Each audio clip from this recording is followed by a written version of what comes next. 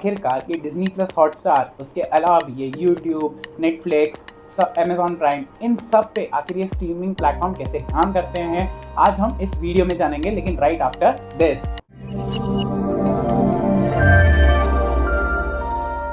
जितने भी streaming platforms होते हैं ना, उसके बेसिक्स तो सेम ही रहते हैं, थोड़ा बहुत 19-20 का फ़र्क रहता है। जो लाइव स्ट्रीमिंग प्लेटफॉर्म होते हैं जैसे कि फेसबुक हो गया, हॉटस्टार हो गया, तो ऐसे सारे प्लेटफॉर्म्स का थोड़ा सा डिफरेंट रहता है। लेकिन फिर बाद में जो सर्विसेज होती है, जैसे कि आप सीरीज़ वगैरह देखते हो, फिर नेटफ्लिक्स हो गया, अमेजॉन प्राइम हो गया, यूट्यूब पे भी बहुत सारे वीडियोस अपलोडेड रहते हैं, तो आखिरकार ये भी कैसे काम करता है, इन दोनों के बेसिक सेम है। तो हम एक एक करके इन सब के बारे में जानेंगे। लेकिन मैं एक्सप्लेनेशन शुरू करूं उसके पहले मैं ये बताना चाहूँगा कि ये चीज़ जानने के लिए आपको किसी भी तरह की कोडिंग की ज़रूरत नहीं पड़ेगी। हम इसे बहुत ही बेसिक रखेंगे, जो नॉन टेक्निकल बैकग्राउंड से भी है उससे भी ये चीज़ समझ में आ जाएगी कि आखिरकार स्ट्रीमिंग रहती कैसे है, होती कैसे है। तो आप इस वीडियो को एंड तक पूरा देखना। तो पहले हम इसे शॉर्ट में समझते हैं, फिर एक एक करके इन डेप्थ जाएंगे। तो इसके ना 5 स्टेज होते हैं। सबसे पहले होता है वीडियो और ऑडियो को कैप्चर करना, दूसरा होता है इन दोनों फाइल को कंबाइन करना, तीसरा होता है इन फाइल को अलग अलग रिजोल्यूशन में कन्वर्ट करना, चौथा होता है इसे अपलोड करना मीडिया सर्वर्स पर, और पांचवा जो अभी आप यूज ऑलरेडी कर रहे हो वो है प्लेयर के थ्रू इसे देखना। जैसे कि अभी आप YouTube पे वीडियो देख रहे हो तो YouTube प्लेयर यूज़ कर रहे हो, जब आप Netflix यूज़ कर रहे होते हो तो Netflix का प्लेयर यूज़ करते हो, जैसे ही जब आप डिज्नी प्लस हॉटस्टार स्ट्रीम करते हो या फिर अमेजॉन प्राइम, तो उनके रिस्पेक्टिव प्लेयर्स यूज़ करते हो। एक एक करके अब इसके अंदर जाएंगे। सबसे पहला है मीडिया की फाइल को कैप्चर करना, यानी ऑडियो और वीडियो। होता है किसी भी चीज़ को आपको देखने के लिए 2 चीज़ें तो चाहिए ही होती है, एक होती है ऑडियो और एक होता है वीडियो। जैसा कि अभी आप मेरी आवाज़ सुन पा रहे हो, वो एक ऑडियो फाइल में कन्वर्ट होती है या ऑडियो फाइल में सेव होती है, और जैसा कि आप मुझे देख पा रहे हो तो वो एक वीडियो फाइल में सेव होती है।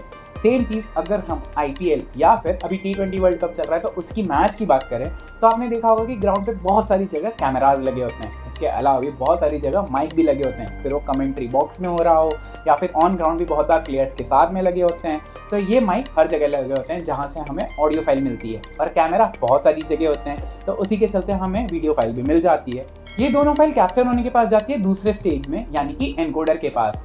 ऐसे ही ना ग्राउंड पे एक अलग से रूम होता है जहाँ पे एनकोडिंग की पूरी टीम बैठी होती है। जैसे आपके फ़ोन में और अब लैपटॉप में अलग अलग तरह के ऐप्स होते हैं, वैसे ही एनकोडिंग टीम के पास अलग अलग तरह के सॉफ्टवेयर्स होते हैं, जिसकी मदद से ये जो ऑडियो फाइल माइक से आई है और ये जो वीडियो फाइल कैमरा से आई है, इन दोनों को मर्ज कर दिया जाता है और एक पैकेज में कन्वर्ट कर दिया जाता है, और ये पैकेज एक सॉफ्टवेयर की मदद से किया जाता है।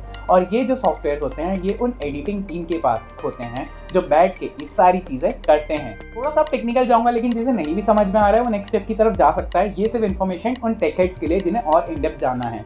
तो होता ये है कि एनकोडर का काम ही यही होता है। आपने बहुत बार फाइल एक्सटेंशंस देखी होगी, .mp4 या फिर MOV। तो बेसिकली एनकोडर यही करता है, ऑडियो फाइल जो माइक से आई है और वीडियो फाइल जो कैमरा से आई है, इन दोनों को मर्ज करके एक ऐसे ही कंटेनराइज या फिर एक फाइल में या एक पैकेज में कन्वर्ट कर देता है, जिसका एक्सटेंशन .mp4 या MOV या कई सारे ऐसे ही एक्सटेंशन होते हैं उसमें कन्वर्ट कर देता है। ये RTMP प्रोटोकॉल का यूज़ करता है, जिसके चलते जब भी लाइव स्ट्रीमिंग हो रही होती है तो जनरली RTMP ही प्रोटोकॉल यूज़ होता है, जिसके चलते आप HD में वीडियो स्ट्रीम कर सकते हो, वो भी लो लेटेंसी के साथ में। लेटेंसी का मतलब ये होता है कि वो टाइम जो कैमरा में कैप्चर हो रहा है, मतलब ग्राउंड पे लाइव से लेकर आपके फ़ोन तक में आने तक का जो टाइम होता है, उसे लेटेंसी कहा जाता है। ये जनरली मिली सेकेंड्स में डिटरमाइन की जाती है। जितनी ज़्यादा लेटेंसी होगी उतना ज़्यादा लैग होगा। इसलिए बहुत बार आपने गेम अगर आप खेलते हो या फिर आप कोई भी वीडियो वगैरह स्ट्रीम करते हो तो बहुत बार लोग बोलते हैं कि लैग आ रहा है। इसका मतलब यही होता है कि लेटेंसी बहुत ज़्यादा है, यानी कि या तो इंटरनेट स्पीड इतनी तेज़ नहीं है कि आप उससे डायरेक्ट कनेक्ट कर पा रहे हो, या फिर आपका जो स्ट्रीमिंग जहाँ से भी हो रहा है उस प्लेटफॉर्म पे इतना ज़्यादा ट्रैफिक है कि वो ढंग से स्ट्रीम नहीं कर पा रहा है। फिर ये तो थी थोड़ी एक्स्ट्रा नॉलेज। वेल, एक फन फैक्ट, नेटफ्लिक्स की जो स्ट्रीमिंग सर्विसेज है, नेटफ्लिक्स की जितनी भी फाइल्स है वो सारी AWS यानी कि अमेजॉन पे ही रखी है, जिसके चलते आप नेटफ्लिक्स स्ट्रीम कर पाते हो। अब मीडिया सर्वर्स ये अलग अलग फाइल्स को तो कन्वर्ट कर देते हैं अलग अलग रेजोल्यूशंस में, लेकिन इसी के चलते एक ABR होता है, यानी कि एडेप्टिव बिटरेट स्ट्रीमिंग। आपने बहुत बार ये चीज़ नोटिस की होगी कि आपने तो 480p पे वीडियो चलाया था, लेकिन वो क्वालिटी अपने आप ही 144 पे ड्रॉप हो गई। तो इसका मतलब यही होता है कि एक्चुअल में ये ऑटो डिटेक्ट हो जाता है। सर्वर को ये पता रहता है कि आपकी इंटरनेट स्पीड कितनी है, क्योंकि ऑटो डिटेक्ट प्लेयर आपके फ़ोन में ही चल रहा है, तो कितना लैग आ रहा है फ़ोन से लेकर वहाँ से फाइल लाने तक में, ये ऑब्वियसली उस स्ट्रीमिंग सर्विसेज को पता है। इसके अलावा उसे ये भी पता रहता है कि एक्चुअल में कितना डेटा चाहिए कौन सी क्वालिटी के लिए। तो अगर आपका इंटरनेट इतना तेज़ नहीं है और अगर आप हाई रेजोल्यूशन पे वीडियो चला देते हो तो थोड़ी देर बाद अपने आप ही ड्रॉप हो जाती है। सेम केस उल्टा भी होता है कि बहुत बार आप लो रिजोल्यूशन में डेटा बचाने के लिए चला देते हो, लेकिन आप वाईफाई पे रहते हो या फिर आपका इंटरनेट स्पीड इतनी ज़्यादा तेज़ रहती है, तो इसके चलते वो अपने आप क्वालिटी को बम्प अप कर देता है, जिसके चलते क्योंकि उसे अब पता है कि इंटरनेट स्पीड बहुत ज़्यादा तेज़ है, तो ये इस क्वालिटी को सपोर्ट करती है। तो धीरे धीरे 480p से 720 से 1080p यहाँ तक कि 4K भी लेके चला जाता है बहुत बार। तो ये ABR के थ्रू ही होता है, यानी कि एडेप्टिव बिटरेट स्ट्रीमिंग। और इसमें HLS भी काम आता है, यानी कि HTTP लाइव स्ट्रीमिंग। इसके चलते एक और फायदा ये होता है कि मान लीजिए 7:30 बजे आज अहमदाबाद में मैच चालू होने वाला है, लेकिन आप ऑफिस से आते ही 8 साढ़े 8 को, लेकिन आपको पूरा देखना है कि आखिरकार बैटिंग कैसी की इंडिया ने या फिर बॉलिंग कैसी की, और एक एक बॉल देखनी है कि एक एक बॉल पे क्या हुआ, विकेट आई, वाइड गया, या फिर इंडिया की बैटिंग थी तो उन्होंने चौका मारा, छक्का मारा या रन लिया। तो आप प्ले बैक यानी कि पीछे के टाइम में भी जाके यानी 7:30 बजे से आप वापस से मैच शुरू कर सकते हो। तो ये HLS की मदद से ही हो पाता है। फन फैक्ट, ये HLS ना एप्पल ने बनाया है। अब ये मीडिया सर्वर से जितने भी रिजोल्यूशन में और अलग अलग फॉर्मेट वाली फाइल्स है, ये सारी जाती है CDN के पास। CDN का मतलब होता है कंटेंट डिलीवरी नेटवर्क। ये बेसिकली ग्रुप ऑफ सर्वर्स होते हैं जो स्ट्रैटेजिकली अलग अलग ज्योग्राफी पे लोकेट किए जाते हैं, और यहाँ पे हर जगह ये फाइल को पहुँचा दिया जाता है, इसकी कॉपीज क्रिएट कर दी जाती है। इसका रीज़न क्या है मैं एग्जाम्पल से समझाता हूँ। फर्क कीजिए आज शाम में अहमदाबाद में मैच है। अब इंडिया का मैच है तो इंडिया में अलग अलग जगह से लोग देखेंगे। कुछ लोग होंगे जो सदर्न पार्ट से देखेंगे, बैंगलोर हो गया, कन्याकुमारी और अलग अलग जगह से। कुछ लोग होंगे जो नॉर्थ पास से देखेंगे, दिल्ली हो गया, नोएडा, अलग अलग नॉर्थर्न पार्ट से देखने वाले होंगे। कुछ लोग होंगे जो नॉर्थ ईस्टर्न, गैंगटॉक हो गया और अलग जगह से देखेंगे। कुछ लोग होंगे जो अहमदाबाद से ही देखने वाले होंगे। कुछ लोग तो ऐसे भी तो होंगे जो दूसरी कंट्री या दूसरे कॉन्टिनेंट से, US हो गया या फिर यूरोप हो गया, वहाँ से भी देखने वाले होंगे।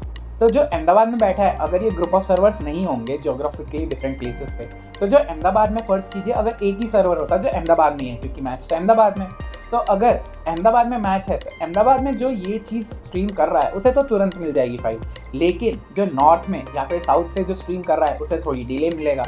जो नॉर्थ ईस्टर्न पार्ट से कर रहा है, क्योंकि डिस्टेंस और ज़्यादा है, टोटली ऑपोजिट हो गया है, तो उसे तो और डिले मिलेगा। इतना ही नहीं, जो दूसरे कंट्री या दूसरे कॉन्टिनेंट से देख रहा है उस तक तो फाइल पहुंचते पहुंचते ही टाइम लग जाएगा। इसलिए ये CDN का यूज़ किया जाता है। होता ये है कि ग्रुप ऑफ सर्वर्स होते हैं, तो कुछ सर्वर्स होते हैं जो अहमदाबाद में रहेंगे या अहमदाबाद के आसपास रहेंगे। कुछ होंगे जो एक नॉर्थ ईस्टर्न जगह पे कोई एक कॉमन लोकेशन पे रहेंगे। कुछ होंगे जो सदर्न पार्ट पे रहेंगे, बैंगलोर वगैरह साइड कहीं पे भी एक सर्वर होगा। कुछ होगा जो नॉर्थ पार्ट में रहता है। कुछ सर्वर्स होंगे जो US में होंगे, कुछ होंगे जो यूरोप में होंगे। तो इसके चलते होता क्या है, जैसे अहमदाबाद वाली CDN के पास या मेन सर्वर के पास फाइल आती है, और ये CDN की जो इंटरनेट स्पीड होती है वो बहुत ज़्यादा तेज़ होती है। ऐसे अपने घर वाली या अपने मोबाइल में जो नेटवर्क स्पीड आती है 10 Mbps 100 Mbps इतनी नहीं होती है, उनकी बहुत ज़्यादा होती है, क्योंकि इनका प्राइवेट नेटवर्क होता है, खुद के केबल्स होते हैं, इसलिए ये बहुत ही जल्दी फाइल्स को कॉपी कर देता है। मतलब कपल ऑफ सेकेंड्स भी नहीं लगते। तो इसीलिए ये फाइल्स तुरंत हर जगह पहुंच जाती है, फिर वो नॉर्दर्न साइड में हो या फिर वो नॉर्थ ईस्टर्न साइड में हो या फिर दूसरे कंट्री या दूसरे कॉन्टिनेंट में हो। इसी के चलते आप अहमदाबाद में बैठे हो या फिर US में या फिर UK में या फिर गुवाहाटी या फिर गैंगटॉक या फिर बैंगलोर में, हर जगह से आपको लैग इतना ज़्यादा नहीं दिखता है। थोड़ा बहुत दिखेगा depending on your network speed, लेकिन आपको लैग नहीं मिलता है, क्योंकि जैसे ही फाइल आती है हर जगह कॉपी हो जाती है, और फिर जो बैंगलोर में बैठा है उसके नियरेस्ट लोकेशन से वो फाइल को ले रहा होता है या स्ट्रीम कर रहा होता है, ना कि अहमदाबाद वाले सर्वर पे। सेम US में जो बैठा है वो अपनी नियरेस्ट लोकेशन से जो CDN का नेटवर्क का जो सर्वर है वो वहाँ से स्ट्रीम कर रहा होगा, ना कि अहमदाबाद से। इसी के चलते लैग बहुत ज़्यादा कम भी हो जाता है। फाइल्स तो आप तक पहुँच चुकी है CDN के थ्रू, लेकिन अब आता है प्लेयर, जो है आखिरी और 5वां स्टेज। प्लेयर की मदद से होता है कि जितनी भी फाइल CDN पे आती है वो एक्चुअली एनकोडेड रहती है, और जब आपके फ़ोन पे आती है तो आपका जो प्लेयर है, जैसे कि अभी आप YouTube पे देख रहे हो तो YouTube का प्लेयर होगा, अगर आप डिज्नी हॉटस्टार पे मैच देख रहे हो तो डिज्नी हॉटस्टार का खुद का प्लेयर होता है, आप कोई और नेटफ्लिक्स या अमेजॉन प्राइम देख रहे होते तो उनका खुद का प्लेयर होता है। इसके चलते आपको ऑडियो और वीडियो तो देखने ही मिलता है, लेकिन प्लेयर और भी सारी फंक्शनलिटी देता है, जैसे कि आप इस वीडियो को प्ले और पॉज कर सकते हो, आगे या पीछे कर सकते हो, इसकी स्पीड इंक्रीज या डिक्रीज कर सकते हो, 2x पे देख सकते हो, 0.75x पे देख सकते हो। इसके अलावा भी आप इसके अंदर सेटिंग्स या क्वालिटी वगैरह चेंज कर सकते हो कि आपको 1080p पे देखना है, 360p पे देखना है, 144p पे देखना है, ऐसे सारी चीज़ें चेंज कर सकते हो। तो प्लेयर का फ़ायदा ये होता है, जब आप मैच देख रहे होते हो तब आप पीछे जा सकते हो, लाइव स्ट्रीमिंग जब मैच की चल रही होती है तो आप पीछे जा सकते हो, आगे जा सकते हो, लाइव मैच देख सकते हो। इसके अलावा भी प्ले और पॉज कर सकते हो मैच को, कई सारी फंक्शनलिटीज़ प्लेयर देता है। तो ये होता है आखिरी स्टेज। आपको ये चीज़ समझ में आई या नहीं, नीचे कमेंट सेक्शन में ज़रूर बताना आपको कैसा लगा।